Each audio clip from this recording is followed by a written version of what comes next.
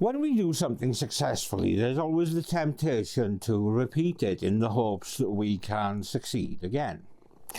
We do it with recipes, with sports and other aspects of day-to-day life. And we can become insanely good at certain things through repetition. But when those things are criminal, it's a tightrope fraught with risks. Since the first time we may have just got lucky. And the saying suggests that lightning does not strike twice. In today's case, we have a perpetrator that saw a plan go so perfectly that whether through complacency or arrogance, they try again. We're going to the time around 2020 and to a city in Argentina near the Chilean border to look at a family tragedy. These are the despicable actions of Cara in Oviedo, and this is Murder of Crows.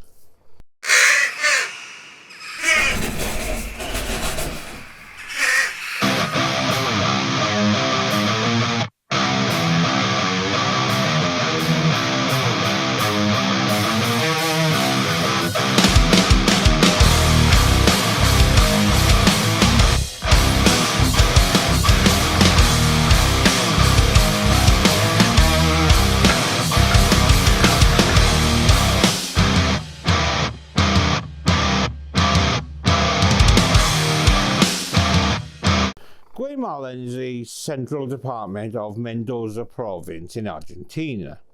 This provincial subdivision has a population of about 250,000 inhabitants in an area of 164 square kilometers or 63 square miles, and its capital is Villanueva, which is located around 1,000 kilometers from Buenos Aires. The Guaymallén department was created in 1858, and Villanueva was declared the cabecera or capital of the department in 1896.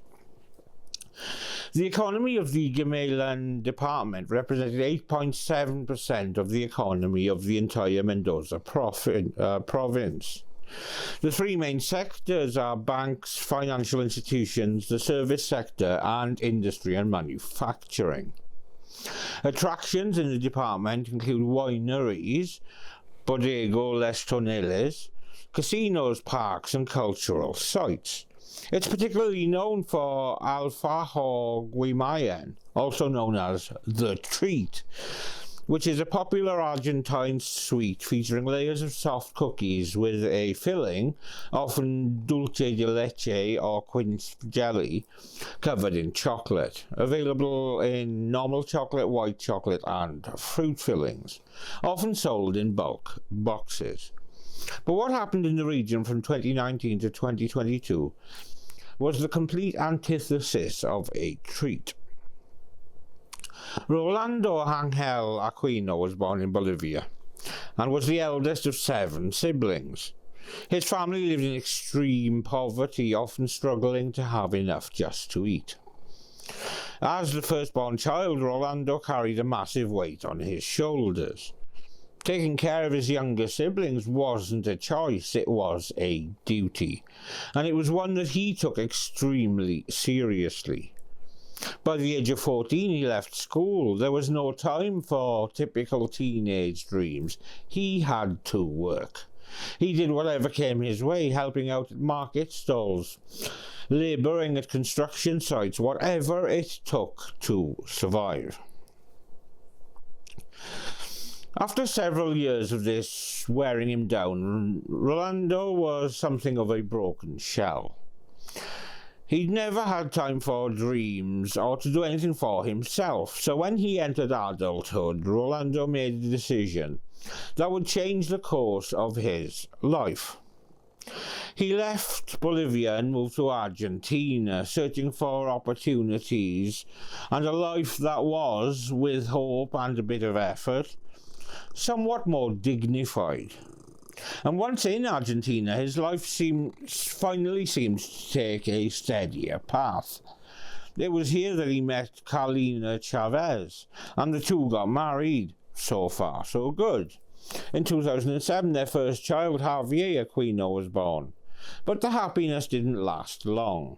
the marriage couldn't withstand the pressures of life, and sometime after the boy was born, the couple got divorced. It didn't take long for Rolando to meet Soledad Guardia, who would become his second wife, and together they had Elias Aquino, his second child.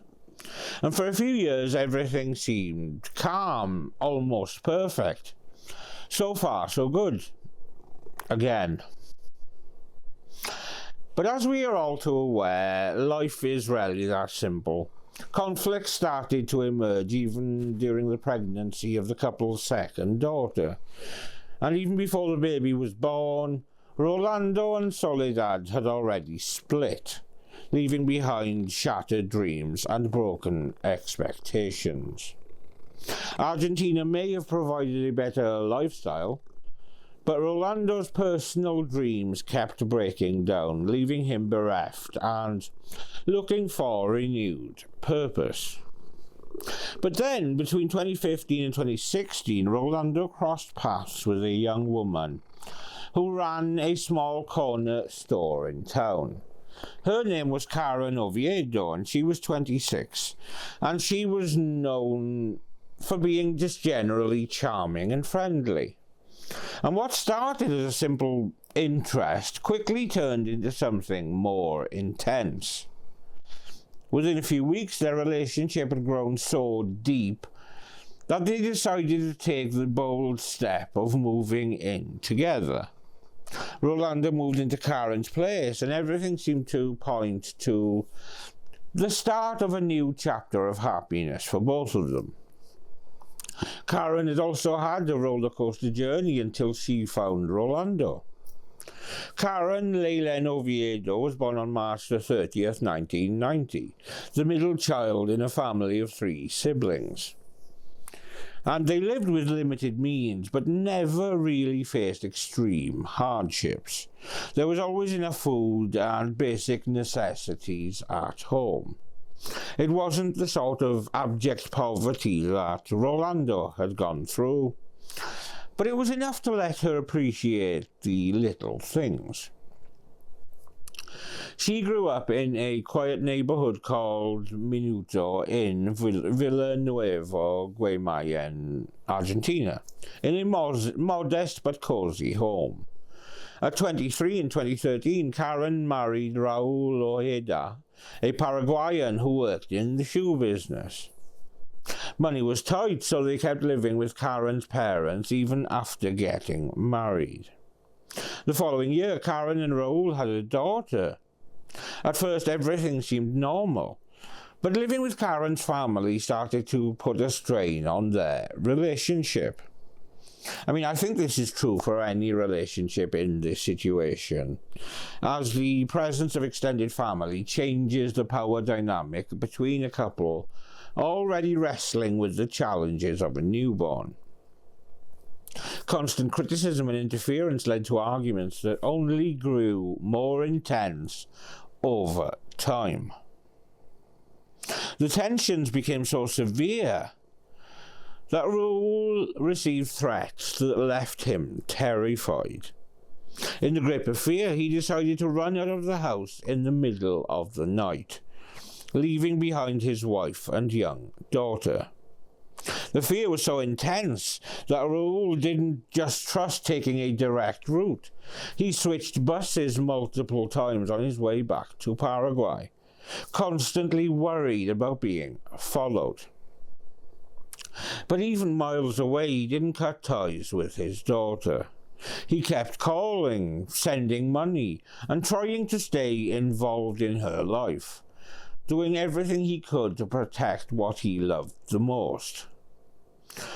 But through this upheaval, he was still an absent father, and Karen still had to juggle the roles associated with single motherhood. Not long after, Karen got involved with another man and had another daughter, her second. But unlike Raul, this guy showed no interest in taking any responsibility. So Karen found herself alone, with 2 young daughters that depended on her. At 25, she had no choice but to fend for herself. She moved into a rented house and set up a small store in the garage. That was her own little business, and she worked hard to create a better life for her children, day by day and piece by piece. There, among shelves and boxes, Karen worked every day to make sure that she and her daughters had what they needed to get by. Then one day Karen met Rolando, and from the start there seemed to be a connection between them, a sense that together they could build a stable family, something Karen had never truly experienced before. And it may have finally been the stability that they both craved but had never truly had. On the days Rolando wasn't working, he helped out in the small store and sometimes sold fruit at the downtown markets. But even though he was already divorced, Rolando was genuinely present in his children's lives, which speaks volumes about his character. Almost every weekend he picked them up, and the kids even had their own room in the house he shared with Karen, where they would spend a few nights every now and then. Javier, the oldest boy, wasn't always around, and the youngest was still a very young child who mostly stayed with her mother. But Elias, the middle child, was practically glued to his dad. During school breaks, Rolando made sure every moment with Elias felt unforgettable. He took him to parks, arcades, movies, shopping malls, any place that could put a smile on the boy's face. Rolando would make sure that they went. As far as Rolando's children went, Karen helped care for the kids and projected the image of a dedicated and attentive stepmother. By July of 2019, Elias was about 9 years old and about to start his winter break. It was 2 full weeks away from school, filled with excitement and plans for fun. He had packed his little suitcase already, eager to spend most of that time at his dad and Karen's house. And on July the 5th, Elias arrived at Rolando's house. Everything seemed normal at first, but as the afternoon went on, something strange started to happen. The boy began complaining about feeling tired and soon curled up on the couch, slipping into sleep. Rolando and Karen didn't notice anything unusual. To them, it just looked like exhaustion. Elias had played a lot that morning, and even a mild cold could have explained this sudden lethargy. Kids just get pooped sometimes. All parents have seen that moment, that the kids' batteries seem to go flat, and there seems like an instant wind down. But no one realized that this sudden fatigue was just the first warning sign of something much more critical. On the morning of July the 6th, Rolando woke up early as usual to head to work. And whenever Elias was staying with him, he never left the house without stopping by his son's room to give him a kiss and a hug. But when he opened the door that day, something stopped him dead. Elias was sleeping in this weird, unnaturally deep manner. No matter what Rolando did, he could not wake Elias up. Without wasting a second, he called Karen. And silent and terrified, the two rushed to get Elias into the car and sped to the emergency room at the Humberto Notti Pediatric Hospital. And once at that ER, doctors immediately went into crisis mode. They tried everything to wake Elias up, but nothing worked. His vital signs were dangerously weak, and he was quickly moved to the intensive care unit, or ICU. Meanwhile, Rolando called the boy's biological mother, Soledad, who rushed to the hospital in a state of absolute panic. The doctors fired off quick questions, trying to find out if there were any clues from Elias's medical history as to what had suddenly happened. Soledad reassured them that aside from the occasional cold, Elias had always been healthy. His yearly checkups never showed anything unusual. There was no family history of illnesses. His vaccinations were all up to date. And he didn't take any prescribed medication regularly. There just didn't seem to be any indications of what this current condition was, nor where it may have stemmed from. Just the morning before, he'd been running around the streets playing with his friends, full of energy like any other 9-year-old child. While talking to the doctors, Karen mentioned that in the middle of the night, she got up to go to the bathroom and heard a noise coming from Elias's room. Something that sounded a bit strange, but at the time she didn't think much of it. She assumed it was just a random hiccup or something otherwise just as harmless.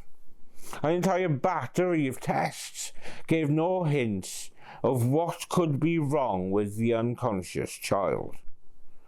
The doctors were trying everything they could to figure out what had triggered that sudden collapse. They dug into every possibility, searching for signs of some rare condition that could explain what was happening. After a week of tests, emergency measures, and prayers, Elias's little body finally gave up the fight. The final diagnosis was cerebral venous thrombosis, which caused a complete shutdown of his nervous system. A healthy, active, full of life kid, gone suddenly with no real explanation. After Elias's death, the doctors asked his mother, Soledad, for permission to perform a full autopsy. They wanted answers because there had to be some explanation for how a kid so young and so healthy could just slip away like that in a matter of hours. But Soledad said no. In the middle of her grief, she made it clear she didn't want her son, already marked by tragedy, going through any more invasive procedures. A completely understandable thought process for a grieving mother going through the worst pain imaginable. Karen, on the other hand, suggested something that sounded unusual. She suggested cremation, and then that the two of them could share the urn, almost like a joint custody arrangement for the ashes. Good job there was no violence, otherwise one or both parties would have to see the ashes at a contact centre. But it was a moot point because Soledad refused. For her, there needed to be a fixed place, somewhere she could go to mourn her son. And so 9-year-old Elias Aquino was buried. A tragic chapter in all of their lives seemed to be over, with them all carrying their grief as a reminder of the innocent life that had ebbed away. And that should have been the end of our story. But just me saying that previous sentence should strongly suggest that it wasn't. Oh no, sirree. Strap in for part 2. It was February 2022 when the Ghanaian emergency dispatch received a call that would change everything. The call came from a house at 4173 Manuel Saez Street. On the other end of the line was Karen asking for help for her husband, who, according to her, was gravely unwell. When the paramedics arrived and knocked on the door, they found Karen calm, almost eerily calm. She explained that Rolando had been complaining of feeling unwell since the morning. But as the day went on, the pain only got worse until he collapsed in the living room. And there he was, lying in a pool of vomit, completely unconscious. The responders did everything they could to stabilise him before rushing him to the nearest hospital. As the doctors rushed to save Rolando's life, Karen was questioned about what had brought her husband into that state. She explained with the same eerie calm that he had been feeling pain throughout the day and had only taken a medication to treat some spots on his skin. According to her, it didn't make sense that that medication could be causing all of this. After all, she used the same medication as well, and they had both been taking small doses for a while without any issues. Now, the drug in question was kojic acid, a common substance used to lighten dark spots on the skin. But at that moment in that hospital, no one had any idea that something so simple could be part of a much darker story. Faced with that, the doctors began to consider a concerning possibility. What if Rolando had taken too high a dose? Oh, bugger.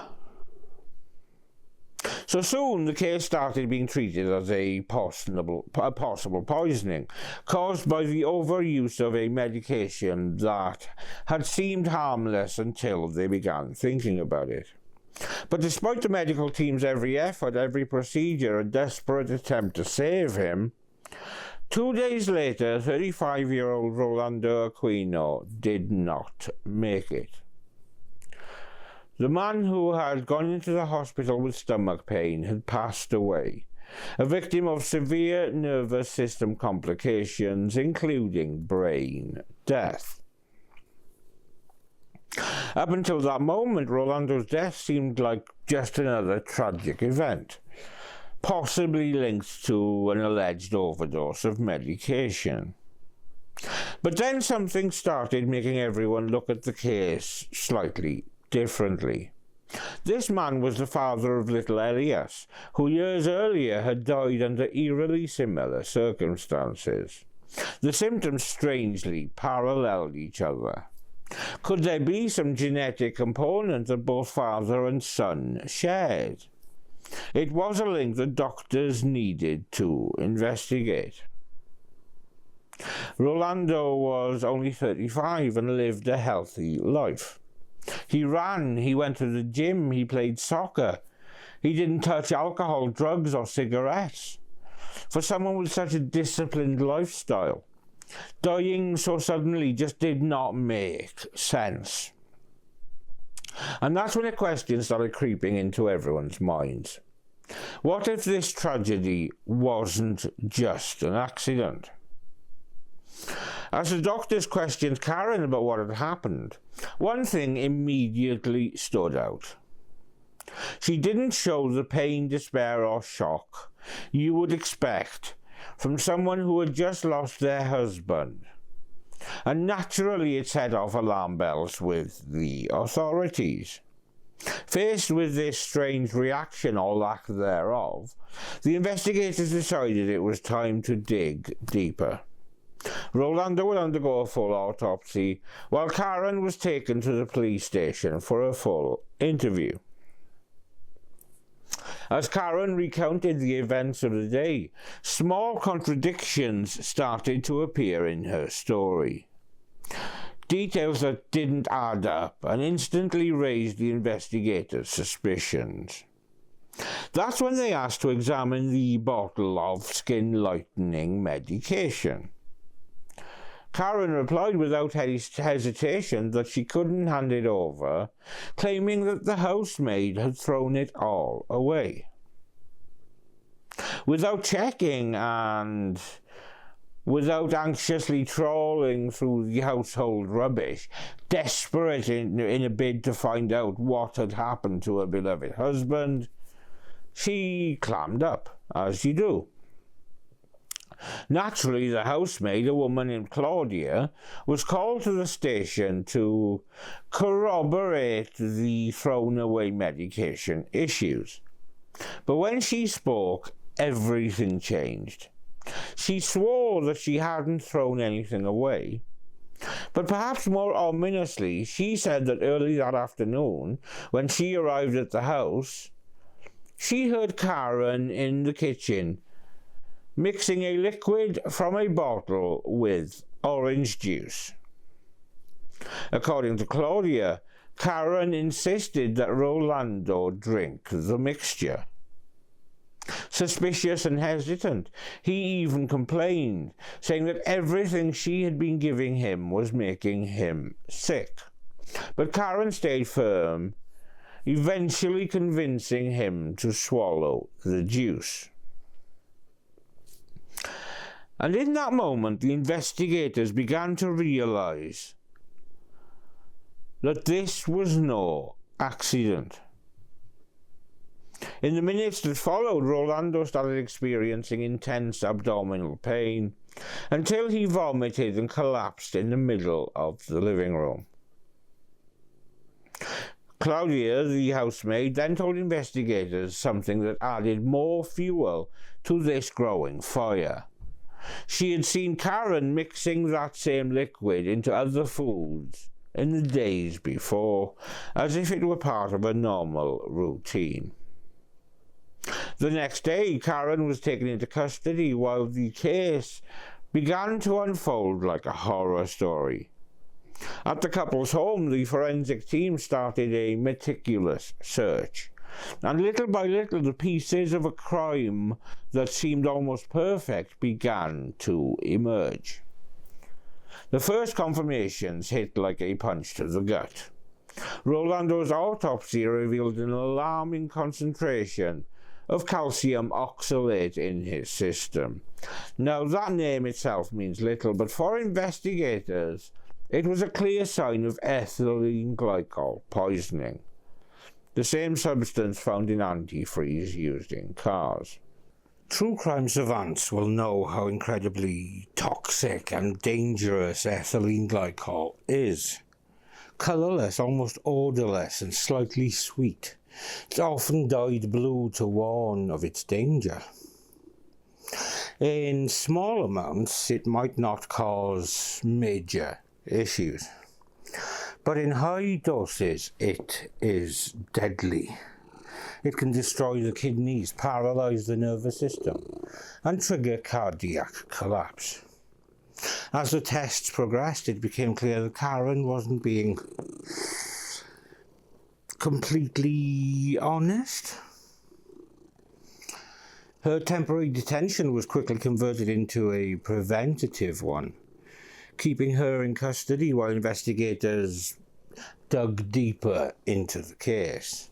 The public prosecutor's office didn't waste any time and filed formal charges for aggravated homicide due to a family relationship. The court order was also expanded. Every electronic device belonging to the couple was seized. Every message, every call, every detail meticulously analysed. During the investigation, the police tracked down Karen's first husband, Raul Ojeda. Lest we forget, he is the man who fled his wife and child in terror. Raul said he had never suffered any direct violence from her, but he stayed in touch over the years simply because of their daughter. And in a chilling revelation, he claimed that just a few days before the tragedy, Karen had confided that Rolando wasn't the man she really wanted to spend her life with. Trouble in paradise.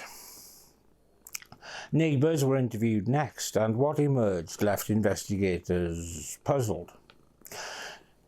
To some of them, the family seemed perfect, always smiling, polite, a harmonious life on display for all to see. But there were some dissenters. Some people said they had seen Karen mixing pills into Rolando's food or drink, and as a result he would fall into a deep sleep. During these deep sleeps, police said she was frequenting bars and clubs, getting involved with other men. And if that wasn't enough, on a Mother's Day holiday, Rolando supposedly caught Karen flagrantly in the street, inside a car in front of their own house, kissing another man.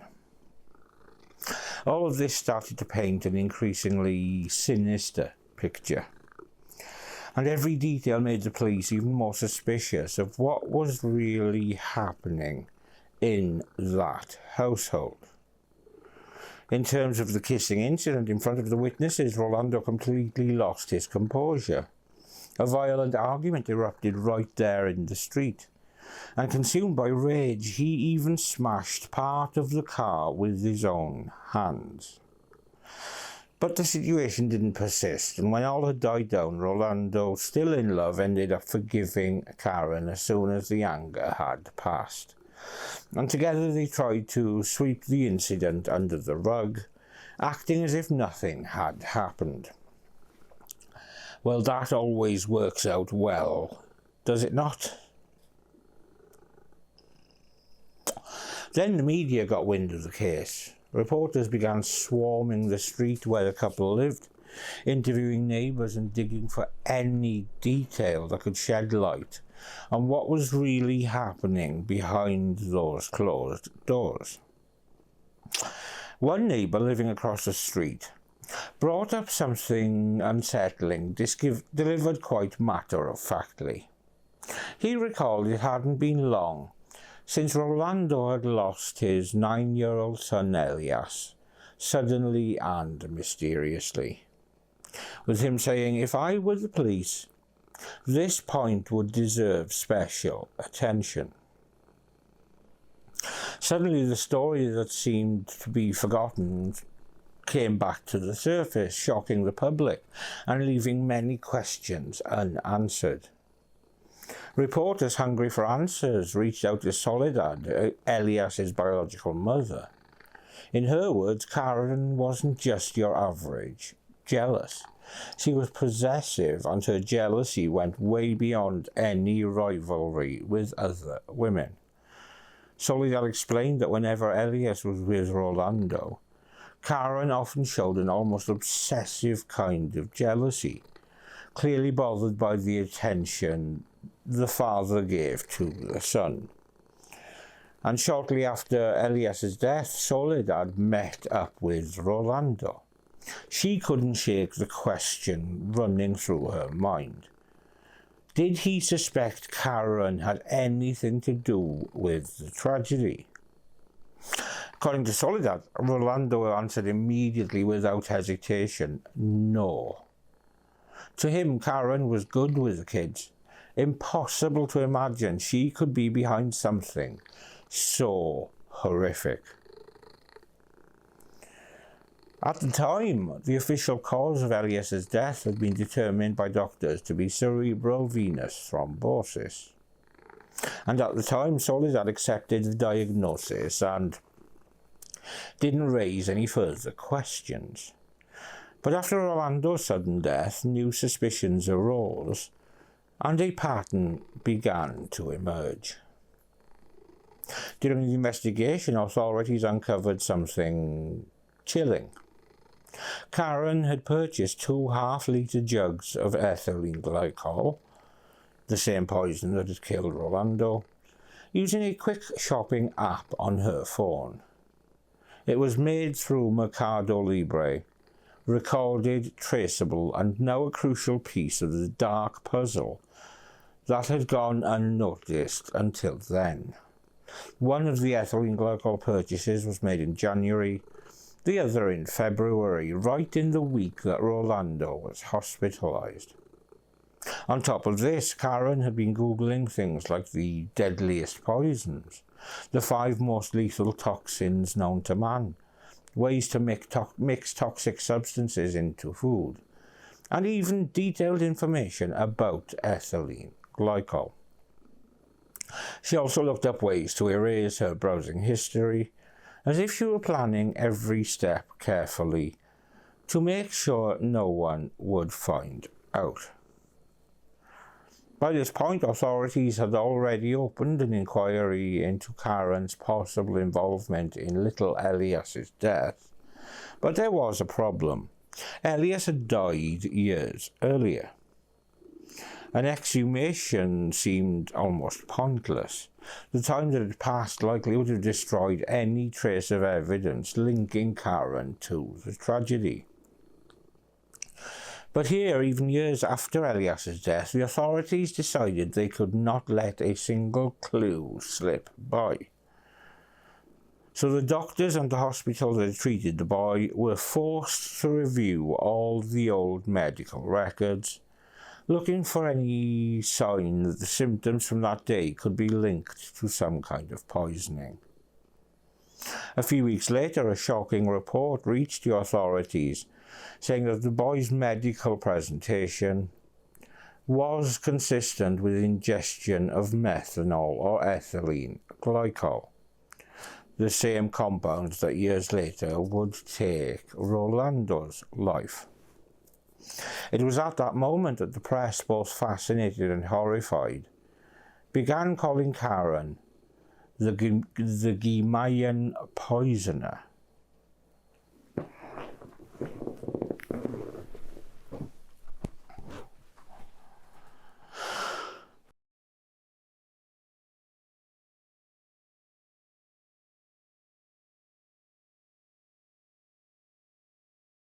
She Googled how to poison a person. Is that so? Yes, that's right, Sylvia. And there are details that are incredible in that, well, give me chills when I see that there is, I would say, an excess of love. Why do I say this? Because the police and the homicide prosecutor's office were struck by how this woman constantly expressed herself on social media, to the point that on her Facebook, which is something very personal, very intimate, linked to the people closest to her, she posted a photo of her and her partner, and below it she wrote the following: "Angel, you are my life. And lots of love. I love you, I want you, I adore you, kisses, hugs." Angel was everything. But something happened on February 8th. Rolando Angel Aquino, 35, was rushed to a clinic in the capital of Mendoza and died. When they began to verify, well, what had happened to him? What was the pathology? Was he severely intoxicated? An autopsy was performed, toxicology tests were done, and what was shown? In the wife's statement? That came later. That came later. That came later. Look, with the autopsy and toxicology tests, the doctor told the prosecution and the police, there is a toxic dose here that was progressively entering this person's body. Until at one point the dose became lethal. That is to say, it was administered little by little until Everything collapsed. at one point it was lethal. And that's where the issue you are raising begins, Sylvia. The homicide prosecutor, who is a very experienced prosecutor, Prosecutor Claudia Rios, goes with the police and they ask the woman, "Madam," she says, "let's see, does your husband take any type of medication?" "Yes, he takes medication." "What type of medication does he take?" "He takes special medication for his skin because he has skin problems." "Well, could you give us the medication that your husband takes? We have to verify it with experts, right?" He says, "I threw the documentation in the trash." "Well, but you're alone in your house, there's no maid." "Well, come on, the maid. You threw the owner's medicine in the trash." "No," he says, "I didn't throw anything away, but the man doesn't take medicine."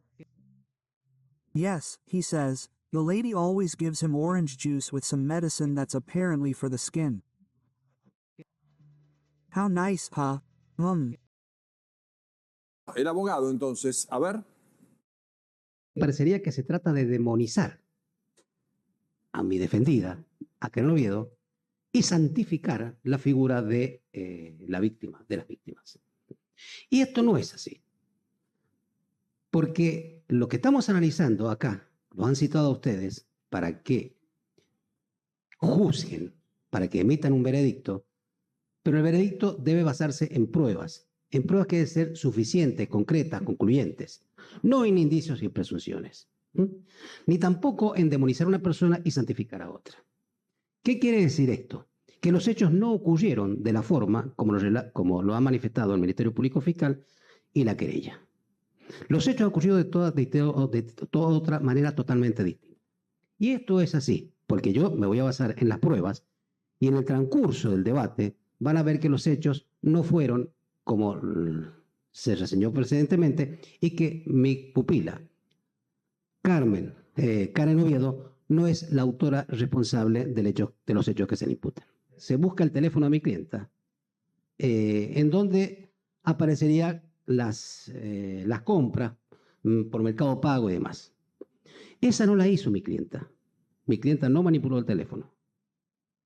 Mi clienta va a ver el teléfono porque le faltaba plata, porque Mercado Pago, Mercado Libre, lo tenía mi clienta en su teléfono.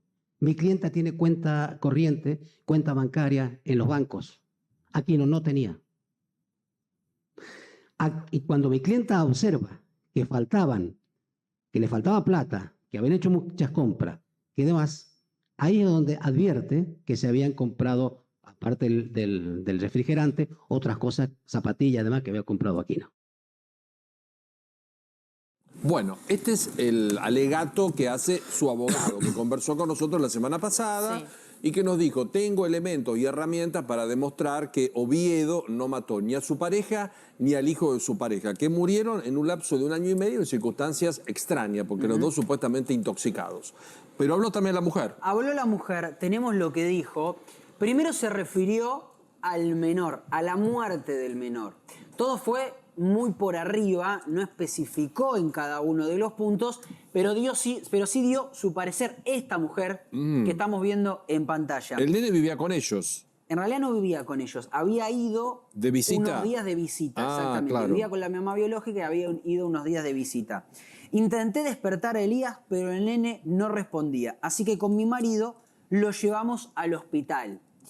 Los médicos diagnosticaron que tenía un coágulo en una vena y que murió por una trombosis cerebral. Esto tiene que ver con que al nene no se le hizo una autopsia, entonces parte de la estrategia defensiva es ir a atacar esos documentos médicos para decir, bueno, la muerte no tuvo nada que ver con un posible envenenamiento con líquido anticongelante, lo cual también es curioso porque ella podría simplemente decir, mirá, si se murió con líquido anticongelante yo no tengo nada que ver, pero ella, por lo menos en estas primeras palabras, dice se murió de otra cosa. No tiene que ver la muerte con eso. Y puntualmente con respecto al marido, profundiza en la parte del teléfono, que era lo que decía recién el abogado. Rolando era muy celoso, no le gustaba que hable con los proveedores del negocio, siempre me revisaba el celular. El líquido refrigerante lo buscó mi marido con mi teléfono. Me duele el alma que me culpen por la muerte de la criatura y de mi ex marido. Van a ir por el lado de que el marido le manipulaba el teléfono. ¿Cómo probás que el marido le manipulaba el teléfono? Muy complicado. Muy difícil. De hecho, el abogado decía, nosotros nos vamos a basar en las pruebas. Hay que ver si tienen las pruebas suficientes como para defender a esta mujer de esta búsqueda. Uno entendería que vos para decir, no, mira, a mí me estaban usando el teléfono, tenés que mostrar o que la otra persona mandaba mensajes o que buscaba cosas de su interés. La verdad que está... The investigation revealed that just 5 days before Elias went to spend his vacation at his father's house, Karen had purchased the same toxic substance, again using an online shopping app.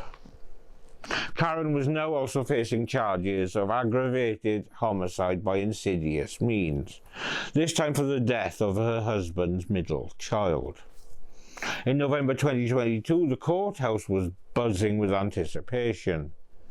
At Arbitration Court Number 1 of the Mendoza Judiciary, the trial was finally getting underway. And the key part for the media and the public alike was when Karen herself took the stand. She looked at the jurors and said she only found out about the purchase when she received a confirmation email, something that, according to her, left her utterly shocked, with her saying, "I didn't buy anything." And it was from that surprise that she explained having Googled what the product actually was. But Karen couldn't account for other searches logged in her history. Terms like the 5 deadliest poisons, bitter poison easy to find, and most commonly used poisons. All done even before the ethylene glycol search. Understandably, this was difficult for the jury to ignore. The forensic analysis revealed that the amount of poison found in Rolando's body was so high that he could only have ingested large doses for at least 12 consecutive days before dying. 12 fucking days. It was discovered that back in 2019, shortly before Elias's death, Karen had tried to acquire pure ethylene glycol and even mercury, though she cancelled the orders shortly afterward. And a psychologist put words to Karen's real character. Behind the facade of charm lurked a spine-chilling profile. Hostility, manipulation, aggression, impulsivity, coldness, deceit, and a total absence of empathy. The investigation found no evidence that Karen had been a victim of domestic violence. For the prosecution, the motive was far darker. They claimed that Karen was extremely possessive, but later the prosecutors say Rolando came into the crosshairs because she had simply lost interest in the relationship and decided to get rid of him. Prosecution argued that since Elias's death had gone unnoticed at the time, Karen believed she could repeat the perfect plan with Rolando. After 3 intense days of trial and more than 12 hours of jury deliberation, the verdict finally dropped. On December the 1st, 2022, Karen Oviedo, then 32 years old, was found guilty of the murders of Elias Aquino, now just 9 years old, and Rolando Aquino, 35, and the sentence was life in prison. The law allows for a review after 35 years, so around 2057. When Karen would be 67, the possibility of parole could be considered. But even then, if the psychological profile is anything to go by, she will still be extremely dangerous and toxic. But for at least another 32 years, the public are safe from this hideous specimen. And our thoughts turn to the father and little boy that were unfortunate enough to cross paths with this cock-womblet. Rolando Aquino clearly loved beyond measure. A poor boy looking for a forever dream, believed he'd found it and was willing to overlook all manner of sins to preserve his fairy tale dream life, until those sins ended up taking his life. He was deeply caring, hard-working, and tried hard to be present for all his children. He was unquestionably a good, devoted man who deserved far better. And Elias was just 9 years old and a daddy's boy through and through. He hadn't even had a chance to make his endless potential anywhere close to a reality. This episode is obviously dedicated to these two wonderful people, and I send love to all of those affected by this double whammy of a tragedy. Thank you for watching another episode of Murder of Crows. Please subscribe if you could, as it makes a world of difference to me. But with that said, I'm Steve, This orange creature is Samson, and we will see you when we see you.